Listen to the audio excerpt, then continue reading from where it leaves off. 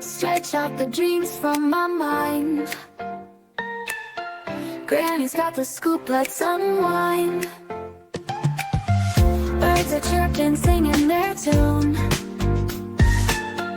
Mystery of the day coming soon. Cup of tea and a buttered scone. Start the day, we're never alone. Good morning, rise and shine. Granny's here with stories so fine. Good morning, off we go. To greet the world with a happy glow.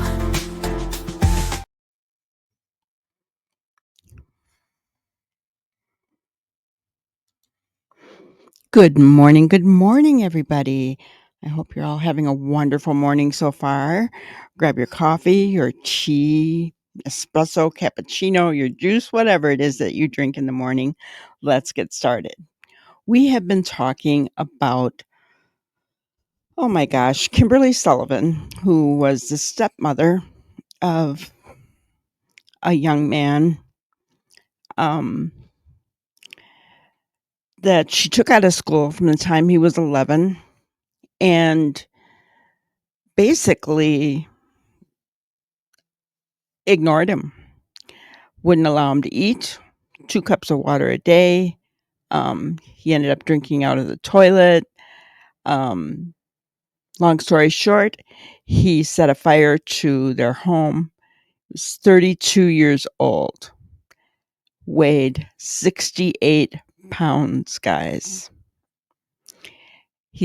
Why did he set the fire? Because he wanted his freedom. He's now in a hospital, obviously getting the health he needs. It's going to be a long road ahead for him. Think about it. He hasn't been in school since he was 11. I can't even imagine what health issues he must have, being only 68 pounds at 32 years old. I guess his teeth were all rotten and bad. Just horrific story, guys. Just horrific. So the stepmom was back in court again. She has been out. She posted a $300,000 bail bond.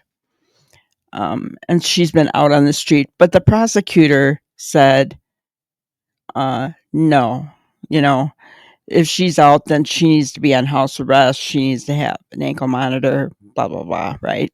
So this is why they were back in court. Without further ado, let's watch what they had to say.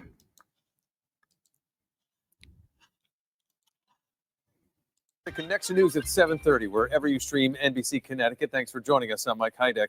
It was a brief court appearance today for the Waterbury woman accused of holding her stepson captive.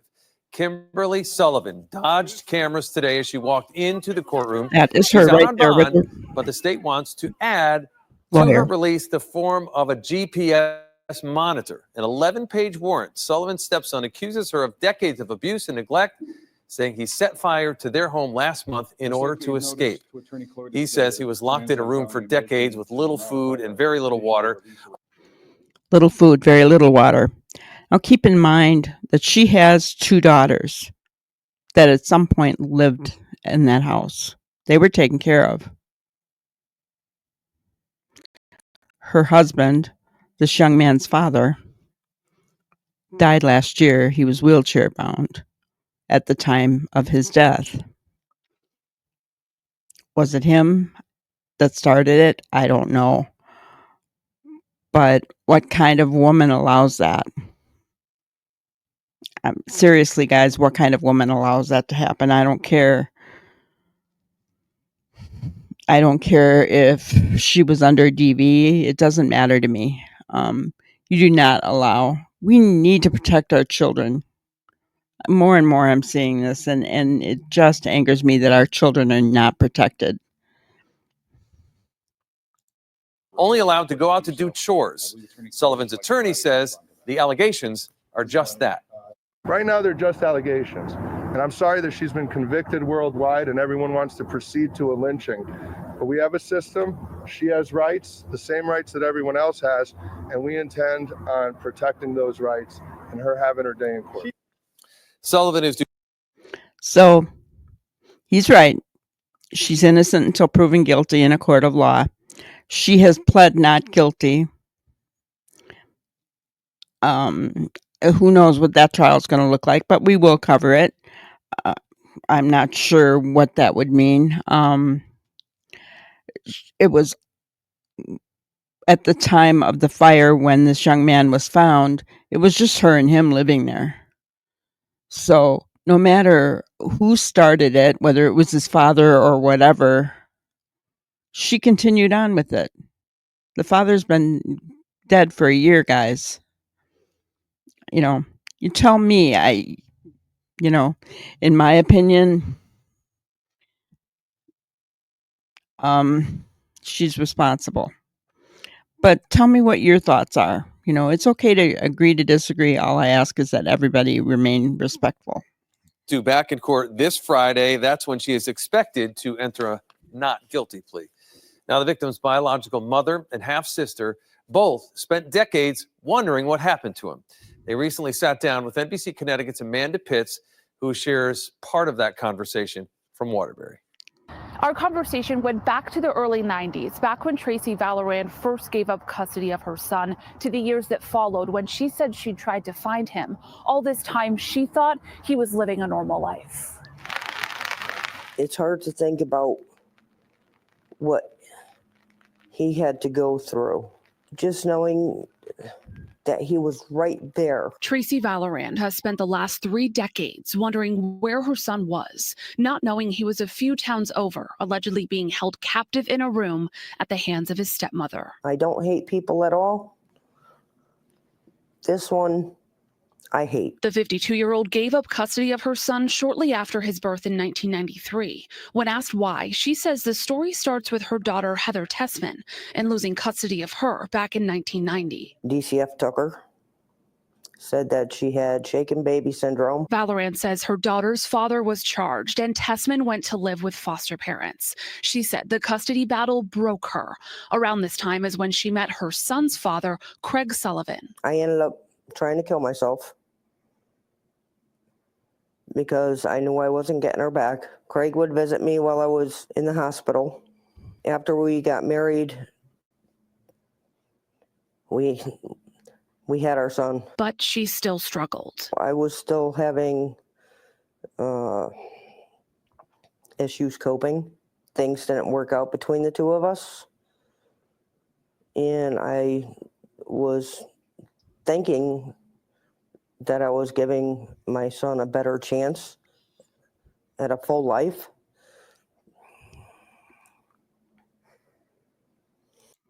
So it sounds like the biological mother here was struggling, right? Who knows with what? Losing your daughter, having her taken away at no fault of your own, from the sounds of it. It was her daughter's father that caused the shaken baby syndrome.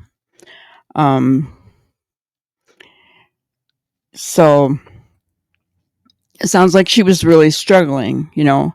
I guess I have to understand why at that time she felt like she couldn't take care of her son, but she had no, mentally, if she tried to take her own life, mentally she was not doing well, evidently, right? So, that, in my opinion, was an unselfish thing to do, to give her son to his biological father. She never, I don't think, imagined what her son would go through because of it.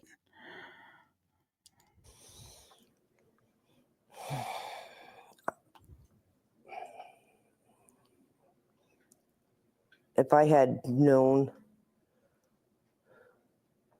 what, I just can't fathom. I have no words. Her son went on to live with his father and Kimberly Sullivan. Valoran said she made attempts to get back into her son's life. There was a park that I was told Craig would actually take him for walks. I would park there and be there for hours just trying to see if I seen him. Never seen him. When he turned 18, did you try more? Absolutely. High school yearbooks. I know I started there. Nothing in Waterbury, nothing in Wolcott. I didn't have any reason to worry because as far as I knew, he was with his parents, living his life. His life, according to him, was spent in seclusion. What were they doing? Were they waiting for him to actually die?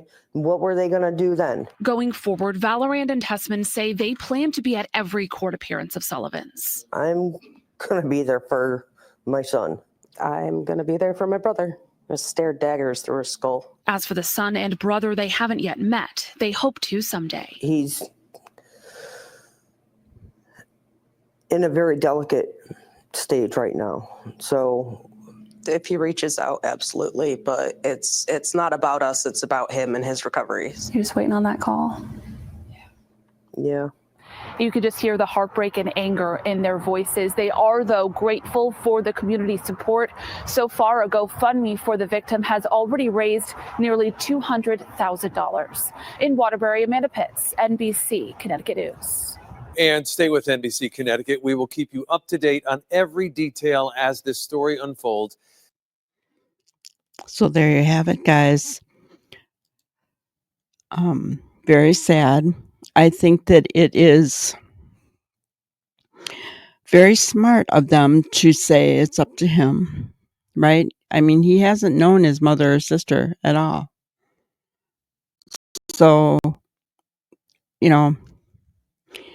he's not going to be very trusting with the way he's been treated. And they're saying, it is about him. He needs his health back. It's about him. If he reaches out, then we will, be there for him. So I did read something somewhere that said that he is watching the news. He's watching reports about him. So I'm sure that he sees that his mother and his sister are there. Maybe there will come a time when he wants to be a part of their lives, or let them be a part of his life, right? But right now, he's got a lot going on. And to bring more people into it probably isn't going to be helpful for him at this point in time. So I'm glad that they understand, right? That young man has a lot to go through, and the stepmom, I'm sorry, and even the stepsisters who lived there and knew how this young man was treated, they need to answer as well, in my opinion. So there you have it, guys. We will stay up to date on this story throughout, right through the trial. So I want to thank you guys for being here. Please, on your way out, hit the like button, subscribe, and hit the notification bell so you are notified when we go live, which is most nights around 5 p.m. Central Time. We'd love to have you there. We're building a great community. I want to thank you guys so much and have a wonderful, wonderful day. Thank you for watching another episode of Granny's Crime Busters. We really appreciate each and every one of you. Don't forget to subscribe and like and even share the content. You can follow us on any of our other social media platforms at YouTube, Twitter, Instagram, Facebook, and TikTok. We really appreciate you guys, and you can also email us at grannyscrimebusters@gmail.com. Thank you so much, and we will see you on the next one. Thanks, guys.